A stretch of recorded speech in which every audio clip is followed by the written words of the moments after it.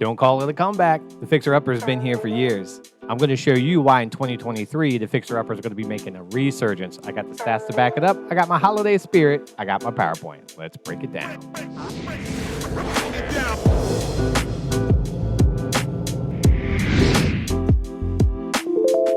All right, welcome back to the channel. My name is Johnny Dugan with Anchor Real Estate Advisors, Anchor Premier Realty Group, and Mountain Mansions. And in this episode, I want to talk specifically to the folks that are getting ready to come into the market in the spring. It's real natural. A lot of folks are ready to jump in, buyers and sellers. I got a little something for both of you. So really the aim here is to talk about older homes and homes that need updating. I wanted to show some of the statistics that kind of bear out what's happening in the world of the fixer-upper. So I'm going to keep it short and sweet. I'm not going to dive into too many stats. I am going to show some stats to kind of back up what I'm talking about. So I think everybody knows that since the peak in June, home prices are down 7 or 8% kind of across the board. Not since the peak in June, so nobody freak out.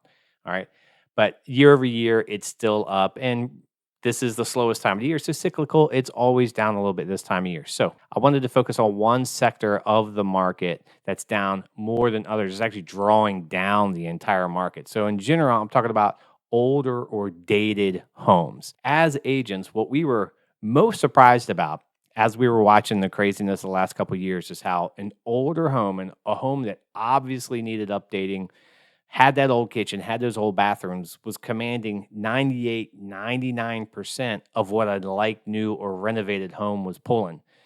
Folks tended to get a little bit desperate. The rates were so low that people thought, I got to have something. I'll worry about the updates later. Now, that's not what I would call necessarily a fixer-upper. A fixer-upper is one that you get for a little bit off market value, and rightfully so, because it needs some work. And then you put in your own sweat equity into making it like new. And I'm not talking about a flipper necessarily. I'm just saying there's a home, it needs a little bit of work, needs some updating. Someone knocks, get some money off, and then I'll do the work myself, or, have some folks fix it up. But the point is the fixer-upper kind of went away, where that gap in sale price was so close between homes that needed work and new homes, there wasn't any room for the person to go, I'll take a little off the price and then I'll do the work myself.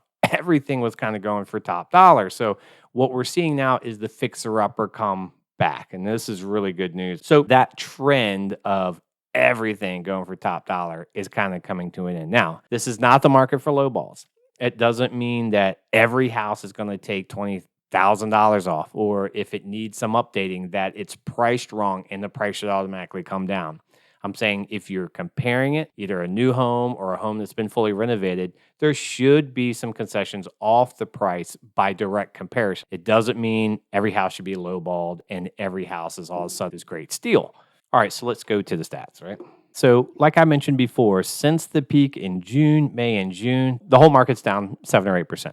But here's the kicker. If I highlight and I just show homes built since 2010, those prices are actually up in a time where prices are normally down in the wintertime. If I highlight these older homes, we'll say anything built up to 1999, look at the stark contrast to how the prices continue to fall. Now, let me talk about the stats behind it. These homes built 1989 or before are down about 12%. Homes from 1990 to 1999 are down about 11%. Same with 2000, 2009. And in 2010 and later, down about 6%. We can go through all these stats. I'm just trying to keep this short and sweet. But off the high to what it is now, it's down about 6%. So what's that mean? The older homes are coming down at a rate double the rate of the newer homes. Now, when I say newer, I'm still talking 2010. I'm not talking about new construction. I'm simply saying relatively newer, relatively updated homes have come down at a rate half the rate of an older home. What's that mean? The gap between older homes coming down and newer homes, that gap is increasing as these come down at a 12% clip and these are coming down at 6%.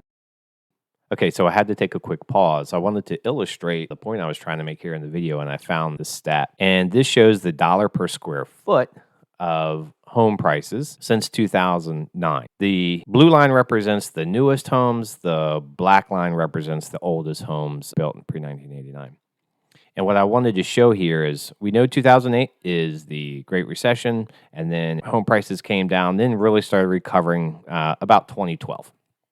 Blue line represents the newest homes. Black line represents the oldest homes. What I wanted to show here is over the years since 2012, look at the compression, slowly but surely, the compression of dollar per square foot between new homes and older homes. Okay, when I say newer homes since 2010 have gotten closer and closer and closer, and then we get wacky COVID, super low interest times, and look how compressed the dollar per square foot gets right here. And this is really just last year, earlier this year. And this is what had us befuddled as agents, is how older homes were going for the same price, or at least like dollar per square foot, as newer homes, something really close. And then what we see here as we got through the summer and then interest rates started kind of correcting the market, is now we're starting to see these prices spread back out. And this is the whole point I'm trying to make with the idea of the fixer-upper. As the prices spread back out between newer homes and older homes, now the fixer-upper becomes a real thing. I can buy a home, put my work into it, and I can make an older home like new in value. But the point was, even as recent as earlier this year, it was almost impossible to get an older home for much cheaper than a brand new home. Now we're starting to see that gap spread back out. And this is a great visualization of that. And now back to your regularly scheduled program.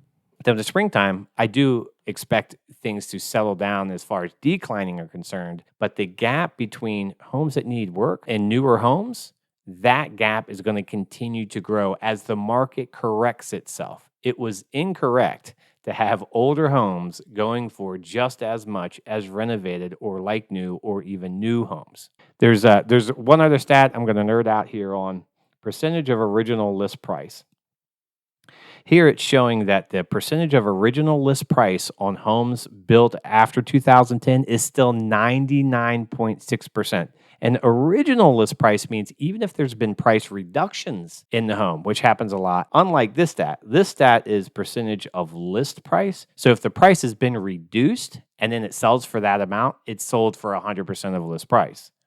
But we actually track percentage of original list price. So if it was listed at 500 and then it was reduced to 475 and it sells for 465, well, the amount off is off the original 500. Still though, homes built after 2010 are still selling for 99% of the original list price, which means if they're nice, decent homes, well-built, relatively newish homes, they're still selling for list price.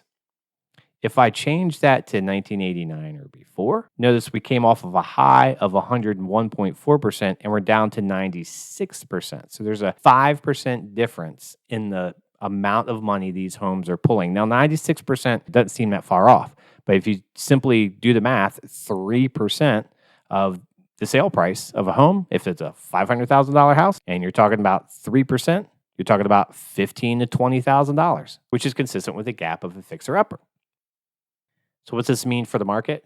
It means that older homes or homes that need work, the prices are now correcting themselves to a market appropriate amount. Now, I'm not trying to pick on the older homes here, but older homes often are the ones that need the more work. Stands to reason. So those are the ones that were most inflated. And now the market is correcting to where now there is some room. So if it's an older home and it needs some work, well, there is some room for negotiation. You're not going to pay the same price as the new house across the street, which happened a lot during the last few years. And if your home is new or newer or updated and you've done some good legitimate work to it, those prices are holding quite steady. In fact, the stats showed that in the last month, which is unusual for October, November, December, the average home prices actually went up.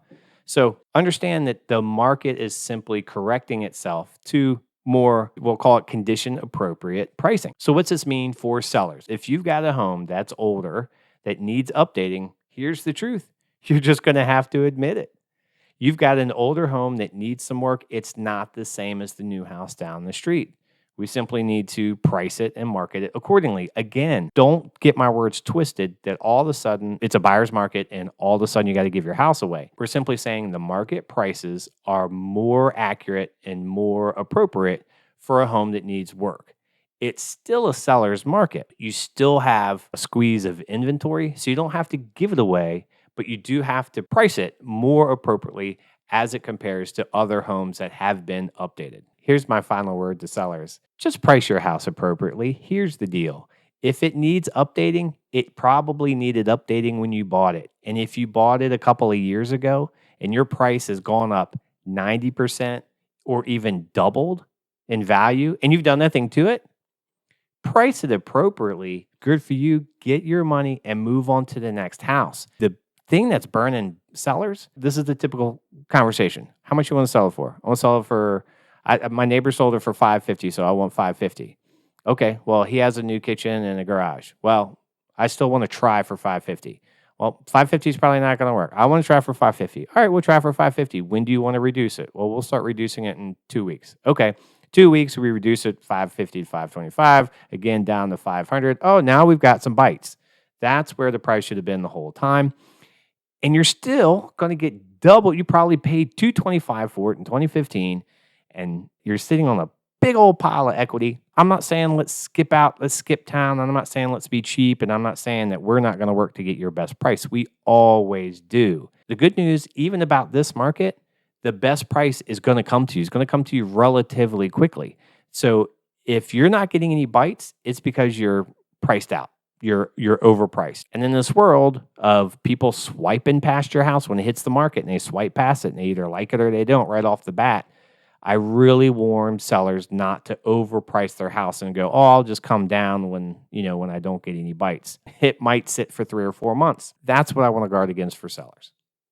What does this mean for buyers? Well, if you're a buyer and you're handy and you've kind of been wanting to fix her upper and you've been sitting on the sidelines because you're like everything's too expensive, well, start looking for a fixer upper. Start looking for homes that need work. The market conditions are right enough that you should be able to get enough money off that house to justify some of the work need to get done. Now, understand, this is not a low ball buyer's market kind of situation. If you want to run around offering people $50,000 on their list, and you want to make 100 offers, well, that's up to you and your agent. But I am saying that if between you and your agent, you could determine that compared to other homes like that one, this one needs some work as compared to other ones appropriately priced, make that offer. Make a strong offer and get that house, get it for a little bit less money, get your payments down, and then you can do the fixing up over time. But luckily enough, now the market will allow you to do that. Where 2 years ago, certainly not last year, where there was no such thing as a fixer-upper in that there was a difference enough in price to justify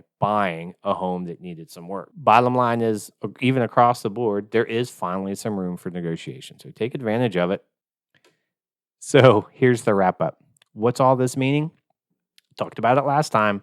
We're still headed towards a balanced market, not just balanced for buyers and sellers, but a more appropriately priced market. And that's the point of this whole video, is that if you've got a nice new home, either new construction or complete renovation, or you've done some big time upgrades, you're still going to get really good money. You're still going to command strong money. Understand the market is still up year over year. And we've already seen that newer homes are rebounding in price. But what I am saying from this market perspective is older homes, their prices are adjusting off of the nice new homes a little bit, and as they should. And if you have been looking for a fixer-upper, the market is starting to open back up for that.